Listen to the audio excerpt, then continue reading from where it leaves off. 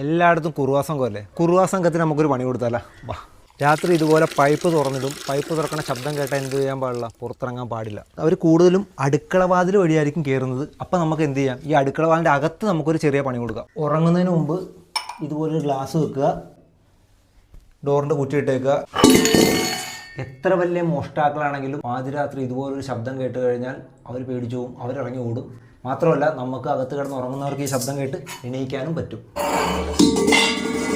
ഒരുപാട് കോളിമ്പലടിക്കും, കുട്ടികൾ കരയുന്ന ശബ്ദം ഉണ്ടാക്കും, സ്ത്രീകൾ കരയുന്ന ശബ്ദം ഉണ്ടാക്കും. ഇങ്ങനെ പല ശബ്ദങ്ങളുണ്ടാക്കി നമ്മളെ പുറത്തിറക്കാൻ നോക്കും. ഇനി നമുക്ക് നോക്കിയേ പറ്റുമെന്നാണെങ്കിൽ എന്ത് ചെയ്യുക? ഇതുപോലെ ജനൽ തുറക്കുക. ജനൽ തുറന്നതിന് ശേഷം പുറത്തേക്ക് നോക്കുക. റൂമിൽ ഏതെങ്കിലും ഒരു ലൈറ്റ് ഇട്ടേക്കുക. അപ്പോൾ പുറത്തുകൂടി പോകുമ്പോൾ അവർ കയറാൻ ഉദ്ദേശിക്കുന്ന വീടാണെങ്കിൽ ഈ ലൈറ്റ് കിടക്കണ കാണുമ്പോൾ എന്ത് പറ്റും? ആ വീട്ടിൽ അവർ ഉറങ്ങിയിട്ടില്ലെന്ന് വിചാരിക്കും. മുൻവശത്തെ പുറകിലത്തെ ലൈറ്റ് എപ്പോഴും ഇട്ടേക്കുക. 112 112. എന്ത് എമർജൻസി ഉണ്ടെങ്കിലും എന്ത് ചെയ്യുക? 112 വിളിക്കുക. ഉടനെ പോലീസുകാർ സ്ഥലത്തെത്തും.